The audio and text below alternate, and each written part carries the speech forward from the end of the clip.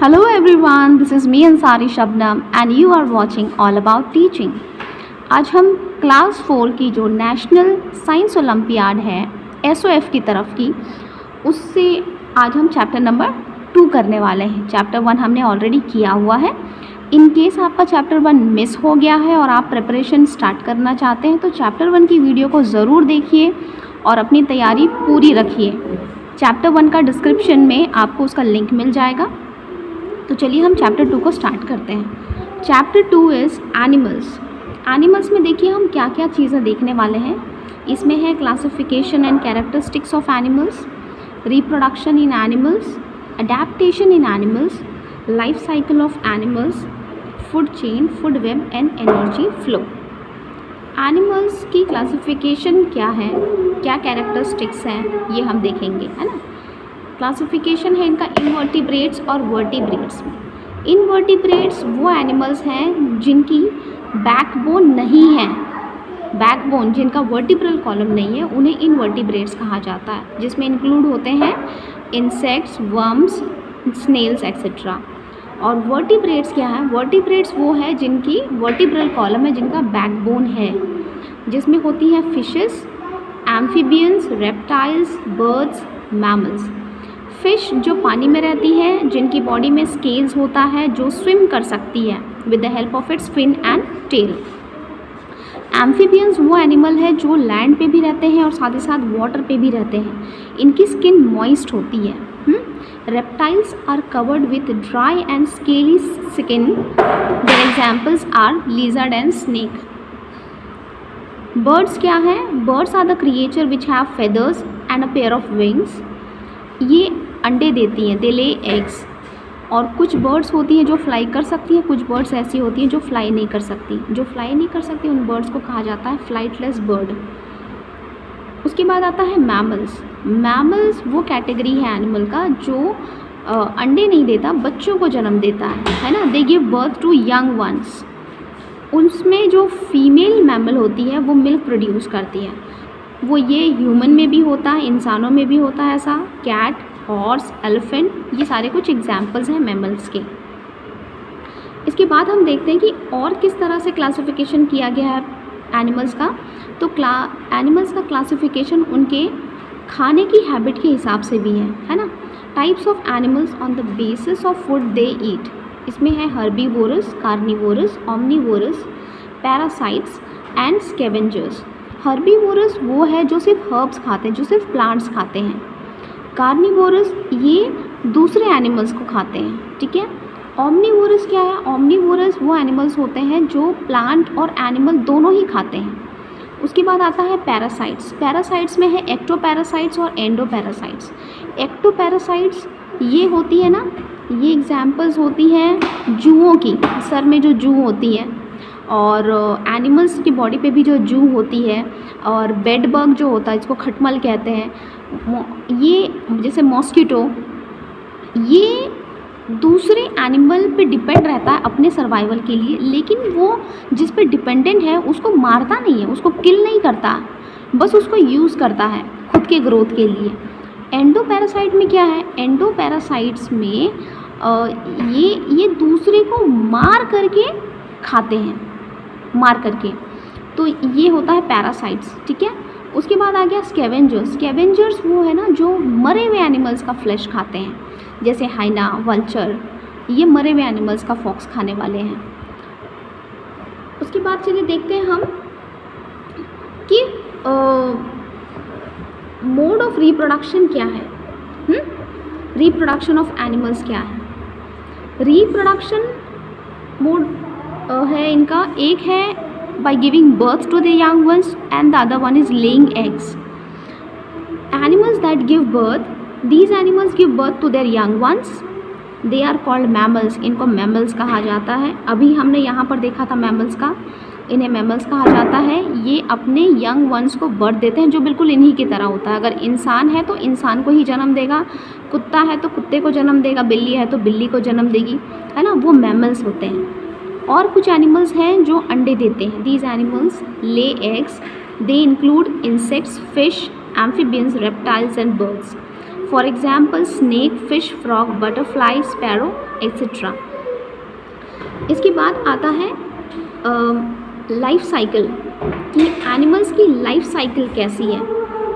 Animals have a life cycle that include birth, growth, reproduction and death. Animals की life cycle में क्या आता है? बर्थ, जन्म लेना, ग्रो करना, रिप्रोड्यूस करना अपने यंग वंस को, और फिर मर जाना। Some animals give birth to young ones while some lay eggs. Egg laying animals may have 3 or 4 stages life cycle. जो अंडे देने वाले जो भी एनिमल्स होते हैं उनकी 3 या फिर 4 स्टेजेस होती हैं लाइफ की। एग्जाम्पल है कॉकरोच। कॉकरोच के 3 स्टेजेस होते हैं, एग, निम्स और फिर वो एडल्ट बनता है। और बटरफ्लाइज के 4 स्टेजेस हैं। पहले एग रहता है, एग से लार्वा जो कि कैटरपिलर होगा, उसके बाद पुपा और उसके बाद में एडल्ट बटरफ्लाई बनता है। ठीक है, अब देखते हैं फूड चेन, फूड वेब क्या है और एनर्जी फ्लो क्या है। फूड चेन क्या होता है? It shows how energy is transferred from one living organism to the other via food. ये क्या दिखाता है कि एनर्जी कैसे ट्रांसफर्ड हो रहा है वन लिविंग ऑर्गेनिज्म से अदर फूड से। जैसे कि फूड आपका दिया हुआ प्लांट को डियर खा रहा है और डियर को हंट करता है लायन या फिर टाइगर, तो ये एनर्जी फ्लो दिखा रहा है जो कि फूड के द्वारा हो रहा है ना। उसके बाद है फूड वेब। फूड वेब क्या है? ये मल्टीपल फूड चेन्स होती हैं, ये कनेक्शंस होता है मल्टीपल फूड चेन का। वेब क्यों कहा गया? जैसे स्पाइडर वेब, स्पाइडर वेब आपने देखा होगा ना, मकड़ी का जाला, उसमें बहुत सारी चेन्स होती है, इसीलिए उसको फूड वेब कहा गया है। Then next is energy flow. It is the flow of energy in a food chain और फूड वेब।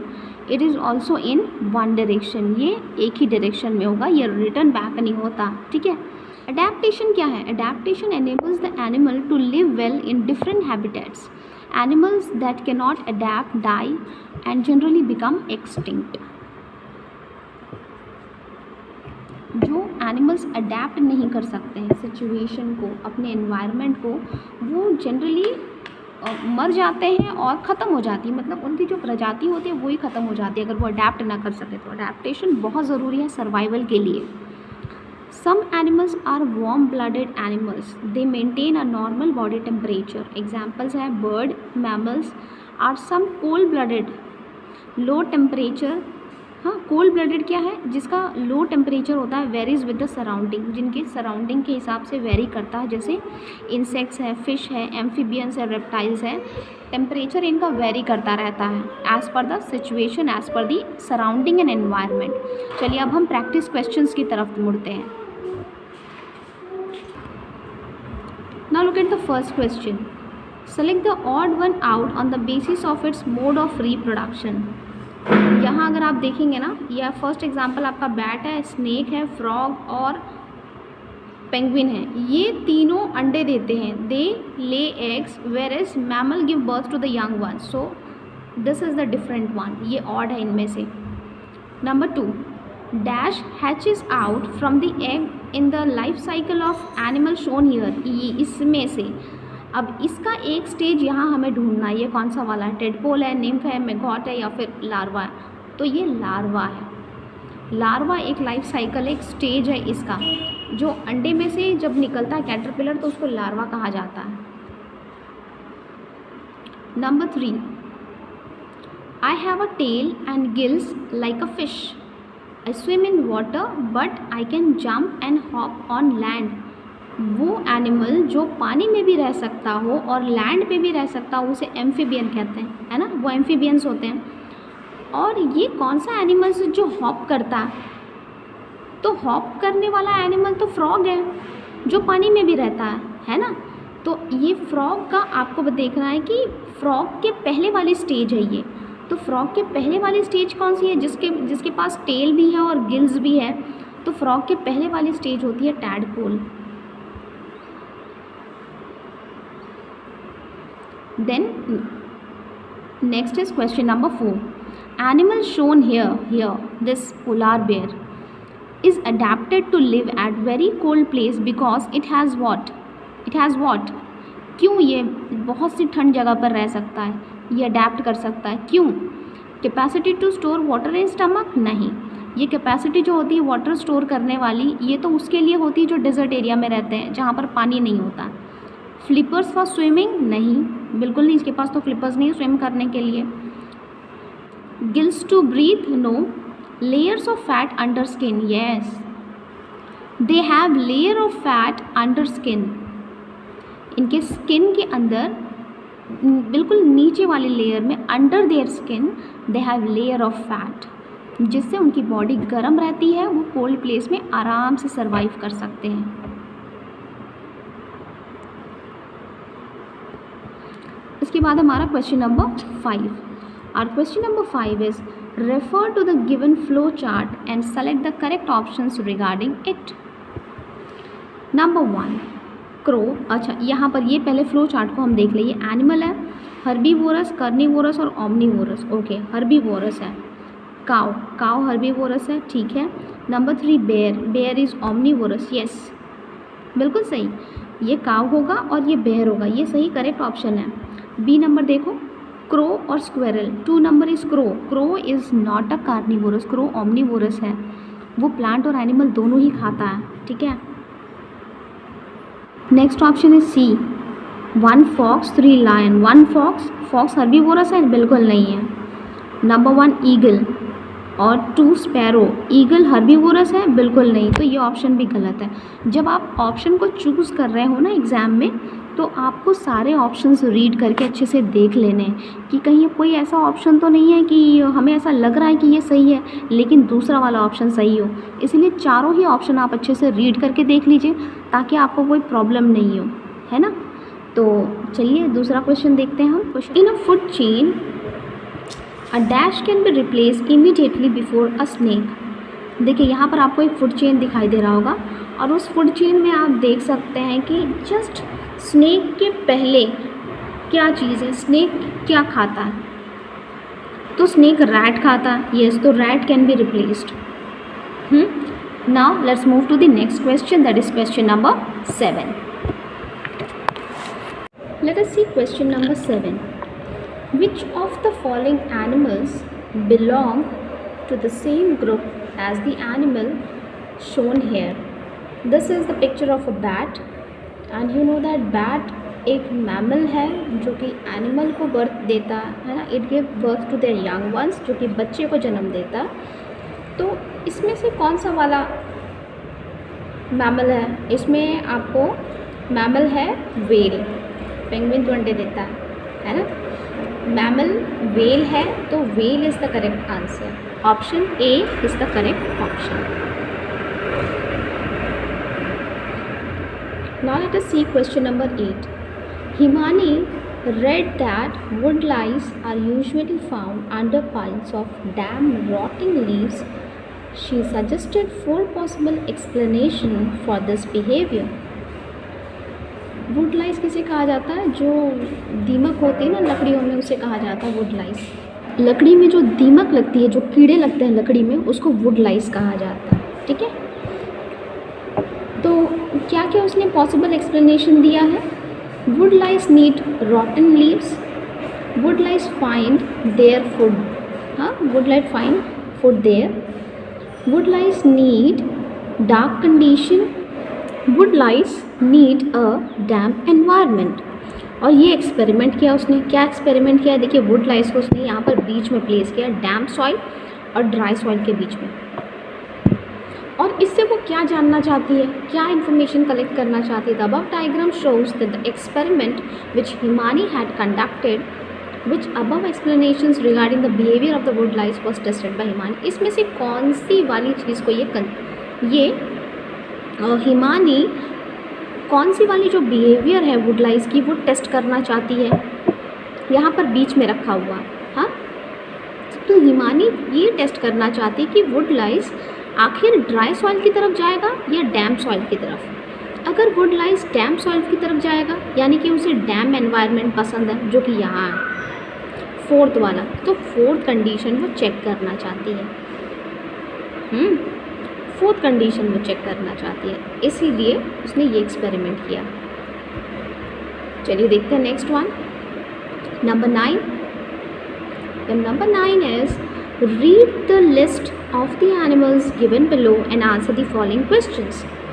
इसमें कुछ नाम है एनिमल्स के जो ये बॉक्स में दिए हुए हैं, fox, fish, rabbit, elephant, lizard, duck, camel, crow, pig, penguin, buffalo, bat. और एक क्वेश्चन है इस पर बेस्ड। क्या क्वेश्चन है? Which of the animal given in the list lay eggs? इसमें से कौन कौन से एनिमल्स हैं जो एग्स ले करते हैं, जो अंडे देते हैं? First option is fish, lizard, duck, crow, penguin. तो हमें ऑप्शन में जितने भी एनिमल्स के नेम लिखे हुए हैं हमें सारे रीड करके देखने कि इसमें सारे के सारे अंडे देते हैं कि नहीं, क्या कंडीशन है इनकी, ये देखना ज़रूरी है। तो पहले देखो फिश तो अंडे देते हैं। लिजर्ड के भी अंडे होते हैं, बिल्कुल वाइट कलर के, एकदम गोल, आपको पता नहीं चलेगा कि वो लिजर्ड का अंडा है। इट्स लाइक अ बॉल, छोटा सा एकदम बॉल जैसा होता है, मोती जैसा होता है। डक के भी अंडे होते हैं, क्रो के भी अंडे होते हैं और पेंगुइन भी अंडे देता है। तो हमारा ऑप्शन ए करेक्ट है। जब मैं ऐसा कह रही हूँ ना कि आपको पता नहीं चलेगा लिजर्ड के अंडे, क्योंकि जब मैंने पहली बार देखा था तो मुझे नहीं पता चला था कि ये लिजर्ड के अंडे हैं, क्योंकि फर्स्ट टाइम देखा ना, I wasn't aware of this. देखिए question number 10, in the given food web P, Q, R, S, T and U are consumers. ये सारे कंज्यूमर्स हैं। Which of these consumers are both plant and animal eater? तो इनमें से कौन सा वाला प्लांट और एनिमल ईटर है? देखिए ये है प्लांट और आर सिर्फ प्लांट खाता है। हाँ, आर सिर्फ प्लांट खा रहा है तो ये तो नहीं होगा। प्लांट और एनिमल ईटर दोनों हमें कहा गया है ना। और एस तो प्लांट से कहीं लिंक नहीं, यानी कि ये प्लांट नहीं खाता और ये भी प्लांट नहीं खाता, ये प्लांट खाता है, ये भी प्लांट खाता है, ये प्लांट खाता है। तो ये इन तीनों में से कोई एक ऑप्शन हमारा आंसर होना चाहिए, P, Q, U। ये P, Q, U में से ही ऑप्शन हमारे होंगे। हाँ, तो कौन से ऑप्शन होंगे? P देखिए, P प्लांट भी खा रहा है, हाँ, और प्लांट खाने वाले एनिमल को भी खा रहा है, Q को भी खाता है। ये है, ये प्लांट और एनिमल ईटर है। और U को देखिए, U प्लांट भी खाता है और एनिमल भी खाता है, यानी दोनों एरो इसकी तरफ आने चाहिए। अगर दोनों एरो इसकी तरफ आ रहा है यानी कि ये खाता है। ठीक है, यहाँ पर भी देखिए दोनों एरो इसकी तरफ आ रहा है, P, U। तो हमारा ऑप्शन P, U कौन सा है? D. Option D is the correct option. अब देखते हैं क्वेश्चन नंबर 11। क्वेश्चन 11 है, which of the following stages can be replaced at question mark in the given life cycle? ये जो लाइफ साइकिल दी हुई है इसमें जो क्वेश्चन मार्क है इसमें कौन सा वाला हम रिप्लेस कर सकते हैं? कौन सा रिप्लेस कर सकते हैं बताइए? जिसका सिर्फ 3 ही स्टेज होता हो, 4 स्टेज नहीं होता, उसी को हम रिप्लेस कर सकते हैं, अदरवाइज और तो रिप्लेस किया नहीं जा सकता। What can be done here? Any guesses? Any guesses? The question mark can be replaced by tadpole. Egg होता है, एग से टैडपोल होता है, टैडपोल के बाद में एक एडल्ट फ्रॉग बनता है, तो ए, ऑप्शन ए कैन बी। देखिए ये फ्रॉग बनेगा, अभी किसी भी एंगल से ये फ्रॉग की तरह लग रहा है, बट फ्रॉग का जब एग से जब वो निकलता है ना तो वो इसी तरह का होता है, इसे टैडपोल कहते हैं।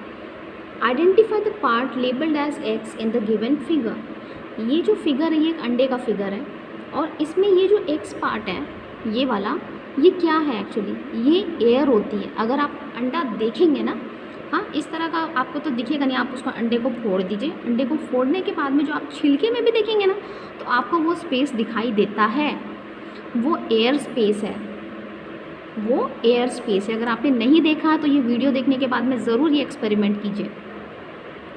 Number 13, 10 male animals each of P and Q were living together for few months in a capitative in a well defined area that is full of greenery।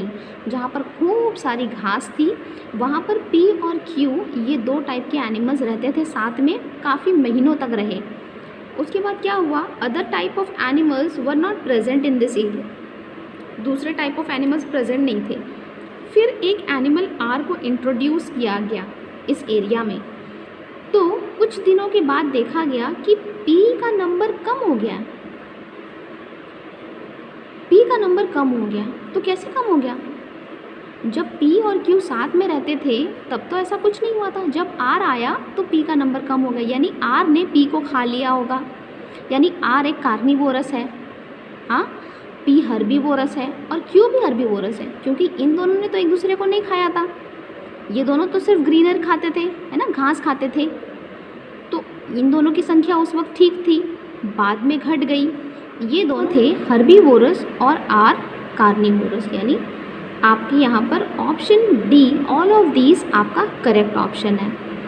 R carnivorous है, P हर्बीवोरस है, Q भी herbivorous है, तो option D all of these हमारा यहाँ पर correct option है।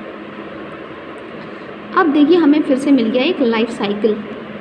हाँ, लाइफ साइकिल हमें बतानी है। 2 life cycles are represented here, select the correct options regarding them.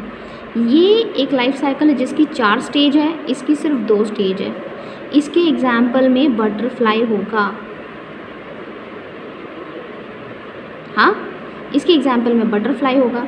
यहाँ पर आपको कहाँ बटरफ्लाई दिख रहा है? एक्स वाले में, एक्स वाले में यहाँ एक ही बटरफ्लाई है, ये वाला ऑप्शन सही है। और अभी आपने देखा क्वेश्चन नंबर 11 में कि फ्रॉग की सिर्फ 3 ही स्टेज होती है ना, फ्रॉग की सिर्फ 3 ही स्टेज होती है, तो ये है फ्रॉग। और भी बहुत सारा है, कॉकरोच भी है जो कि 3 स्टेज होती है, लेकिन हमारा ऑप्शन ये वाला सही ऑप्शन है, बटरफ्लाई फ्रॉग।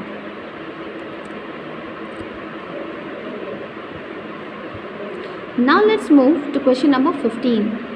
क्वेश्चन नंबर 15 है कि अरुण, मंजरी, मनीष एंड बांसुरी 4 बच्चे हैं। They are discussing something about the grassland community. The community has grass, deer and lions. Grassland community में ग्रास है, डियर है और लायन है। तो इसके बारे में अरुण, मंजरी, मनीष और बांसुरी कुछ डिस्कस कर रहे हैं। क्या डिस्कस कर रहे हैं, चलिए हम पढ़ते हैं इनको। The children made the following statement, following remarks about the grassland community. क्या रिमार्क इन्होंने दिया? अरुण क्या कह रहा है? The source of all energy for all the population in the grassland community comes directly or indirectly from the sun. Yes, ये तो obvious है, सन तो अल्टीमेट सोर्स है एनर्जी का, ये तो हम सब जानते हैं कि सन एक अल्टीमेट सोर्स है एनर्जी का। तो सन चाहे डायरेक्टली हो चाहे इनडायरेक्टली हो, वो तो सोर्स ऑफ एनर्जी है ही पूरे पॉपुलेशन के लिए। तो अरुण ने बिल्कुल सही बात कही।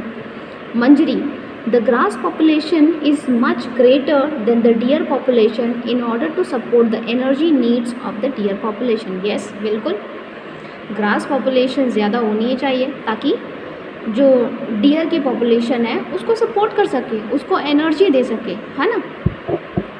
उसके बाद मनीष क्या कह रहा है? There will be more lions than deer in the grassland community because energy is pass from the deer to the Lions.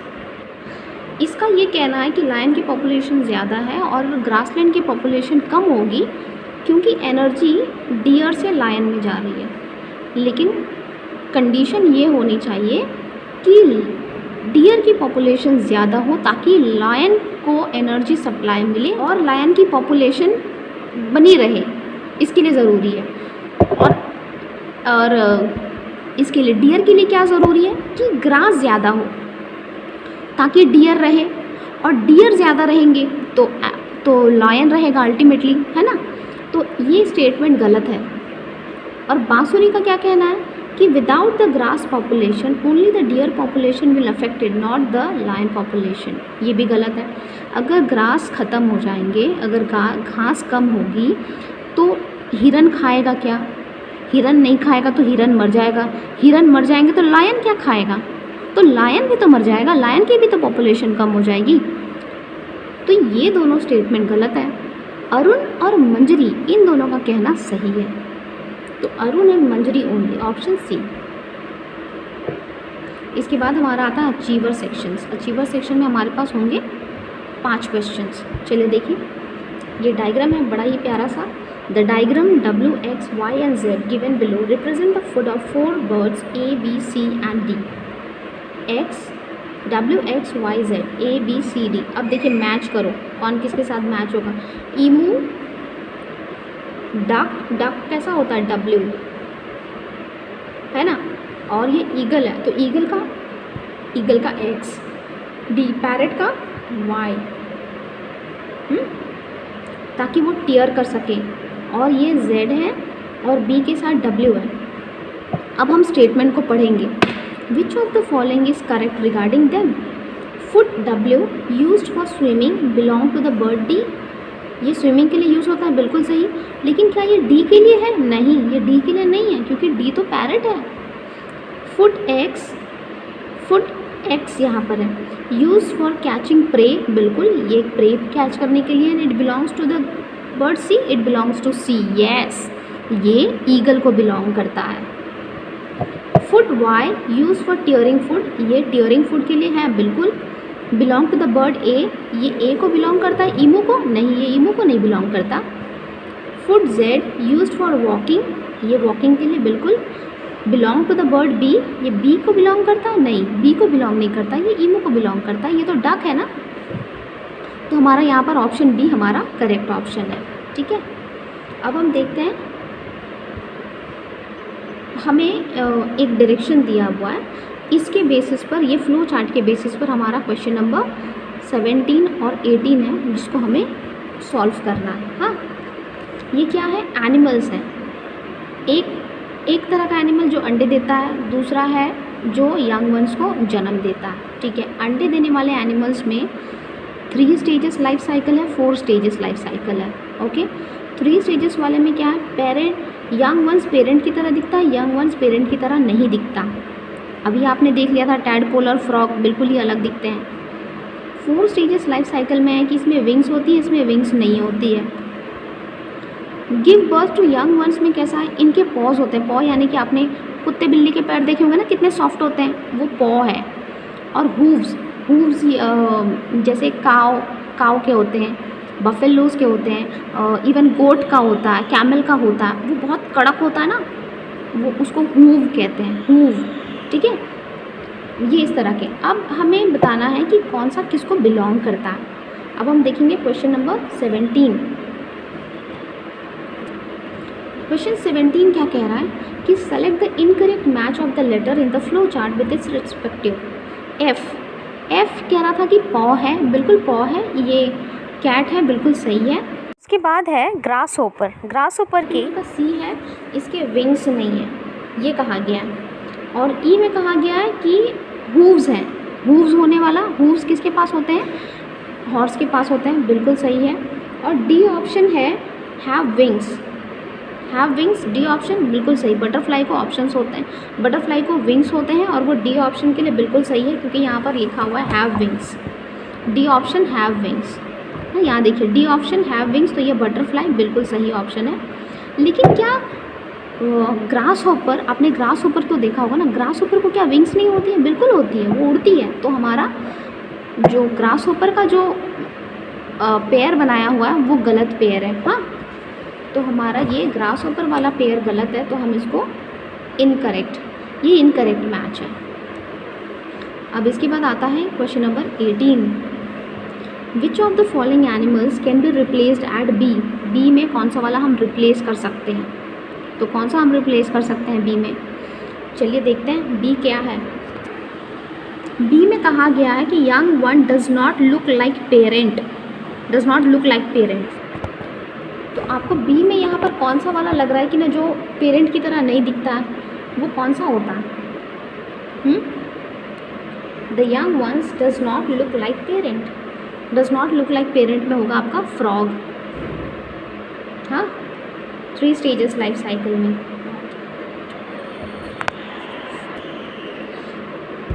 तो हम बी में क्या रिप्लेस कर सकते हैं? जो दिखता नहीं है अपने पेरेंट की तरह, वो होता है फ्रॉग। ये पेरेंट की तरह नहीं दिखता है, जिसका 3 स्टेज लाइफ साइकिल है, वो टेडपोल होता है ना। उसके बाद है question number 19। Refer to the given food chain operating in a small pond, ये वाला। उसके बाद हमें बताना है कि एक्वेटिक प्लांट वाटर इंसेक्ट्स खाते हैं, वाटर इंसेक्ट्स को टैडपोल खाता है, टैडपोल को स्मॉल फिशेस खाती है, स्मॉल फिशेस को बिग फिश खाती है, ठीक है। An organism x was introduce in the community, एक एक्स नाम का ऑर्गेनिज्म इंट्रोड्यूस कर दिया गया, डाल दिया गया पॉन्ड में। तो क्या हो जाएगा? विच एक्सटेंसिवली फीड्स ऑन टैडपोल, जो कि टैडपोल को पूरा ही खा गया, तो क्या होगा, टैडपोल को अगर कोई खा जाएगा तो इंसेक्ट्स, टैडपोल तो वाटर इंसेक्ट्स खाता है, यानी वाटर इंसेक्ट को फिर कोई नहीं खाएगा, तो वाटर इंसेक्ट्स बढ़ जाएंगे, इंक्रीज हो जाएगा। और स्मॉल फिशेस तो टैडपोल खाती है, तो स्मॉल फिशेस को तो खाने ही नहीं मिलेगा, तो स्मॉल फिश क्या हो जाएगा, स्मॉल फिश हो जाएगा डिक्रीज, है ना, स्मॉल फिश डिक्रीज हो जाएगा। तो अब बताओ कि इनमें से कौन सा वाला करेक्ट ऑप्शन है, इनमें से कौन सा वाला करेक्ट ऑप्शन होगा, कौन सा वाला करेक्ट ऑप्शन होगा। ये देखिए आप, यहाँ पे वाटर इंसेक्ट डिक्रीज़ हुआ है, नहीं, वाटर इंसेक्ट डिक्रीज़ हुआ है, नहीं, वाटर इंसेक्ट इंक्रीज़ हुआ है, हाँ, और स्मॉल फिश डिक्रीज़ होंगी, हाँ, बिल्कुल सही। तो हमारा यहाँ पर ऑप्शन सी ये हमारा सही होगा कि वाटर इंसेक्ट्स बढ़ जाएंगे, क्योंकि टैडपोल तो है ही नहीं उन्हें खाने के लिए, और स्मॉल फिशेस के पास टैडपोल नहीं है खाने के लिए, तो स्मॉल फिशेस की जो पॉपुलेशन है वो कम हो जाएगी। अब हमारे पास बचा सिर्फ और सिर्फ last question, that is number 20। Question number 20 is the graphs below show the relationship between two organisms P and Q। यहाँ पर P और Q दो ऑर्गेनिज्म हैं, इनका ग्राफ दिखाया जा रहा है। देखिए जब यहाँ Q बढ़ रहा है तो P भी बढ़ रहा है, और Q घट रहा है तो P भी घट रहा है ना। नंबर ऑफ ऑर्गेनिजम्स हैं, ये कब है, जब M ऑर्गेनिज्म को इंट्रोड्यूस नहीं किया गया। उसके बाद क्या हुआ, दूसरी ऑब्जर्वेशन के लिए ऑर्गेनिज्म M को इंट्रोड्यूस किया गया। आपको नाम नहीं बताया जा रहा है कि किसको इंट्रोड्यूस किया गया, इसीलिए ऑर्गेनिज्म M यहाँ पर लिख रहे हैं। ऑर्गेनिज्म M को इंट्रोड्यूस किया गया, यानी ये जो नाउन है इसको हम कॉमन नाउन कहते हैं। हाँ, इसमें आपको नेम प्रॉपरली नेम नहीं बता रहा था, कॉमन नाउन यूज़ कर रहा है यहाँ पर organism M।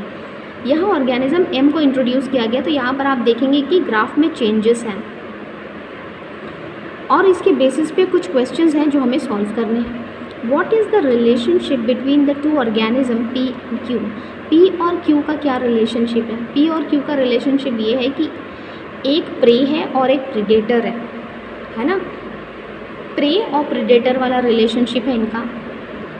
Q, during which period do you think organism M was introduce. अब आप यहाँ पर देखिए, ये दोनों ग्राफ को ऑब्जर्व करिए, आप देखेंगे कि यहाँ भी सेम है, यहाँ भी सेम है, लेकिन यहाँ पे थोड़ा सा फ़र्क आया यहाँ पर, है ना, ये यहाँ पर स्टॉप हो गया था, बट जब M को इंट्रोड्यूस किया गया तो P और बढ़ गया और Q घट गया। तो यहाँ पर M को यानी कि Z में इंट्रोड्यूस किया गया। हाँ, इसका आंसर Z है, और इसका आंसर है प्रे एंड प्रेडेटर।